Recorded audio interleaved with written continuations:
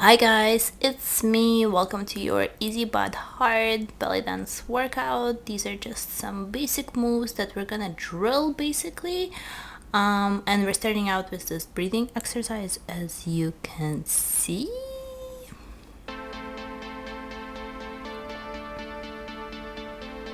Now this is the first exercise officially.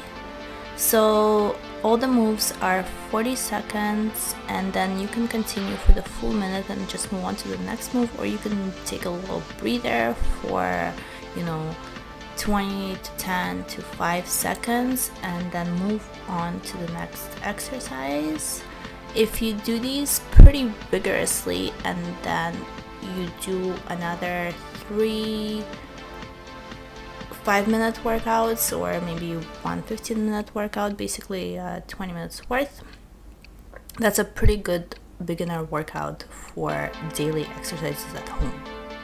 Now this is a classic belly dance stretch that we do in all of my belly dance classes. I've tried maybe 5 different teachers and they all do this stretch.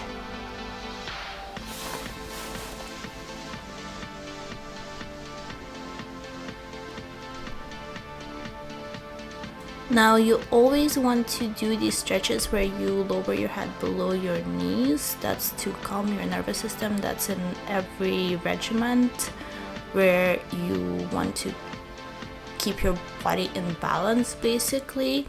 So this is very important in my opinion for belly dance, because I get very anxious just like judging myself.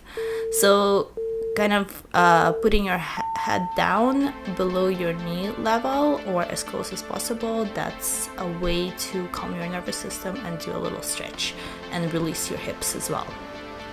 So hip shimmy, this is the most classic of the moves. Really, you want to be not moving your upper body as much as possible, just your side, like your hips, and you're basically moving your knees back and forth, bending them and unbending them, but you want to, in this one, in the classic one, you want to focus on moving your hips up and down rather than your knees. So the main focus is the hips. So of course there is also a shimmy where you just rotate your knees like in and out basically, and that's more of like a smaller shimmy, but all of your shimmies in the beginning will be small anyway. So stomach in and out, there's basically 2 moves where either you move the stomach in and out or out and in. Really, it's the same move, it's just when you're thinking about it in your mind, you're putting the accent on the in rather than the out. And vice versa with the other move. And you'll see with different dancers and their body structures, it'll look a bit different. Also depends on the level of your mobility, like how long have you been dancing and how well does your body move. So don't worry about that too much. I used to really worry about it because my body, like I would say intermediate-ish dancer. I've been doing it for 4 years, and my body does not look like the way people's bodies look on stage, and that's normal. So don't worry about that, just keep doing the moves and eventually you'll see how it'll start to kind of just look more and more beautiful. So now we're doing the little Egyptian walk. That's basically so you can see here that I'm putting out my knee and putting out my hand on the same side, or vice versa. Usually it's a crisscross, so hand goes out, knee goes out on the other side, or you can do it on the same side actually, but that's more when you start to get into just stylizing your own choices.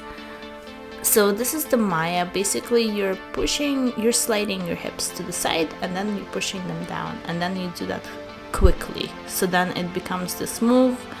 Again, don't worry too much about getting it right, just keep doing it until it works, and you'll see with each time with each time it'll basically just start to look more and more professional. I mean, honestly, that's all there is to it. I've gone to so many different teachers, and just seeing the styles and the knowledge that they have, I came to the conclusion that really, like, once you start doing the move, like, the only way it'll look good is if you have the practice in. Like, it's just not gonna look that good if you don't have, like, your body is not that nice and you just, like, don't generally exercise. So it just takes time, guys.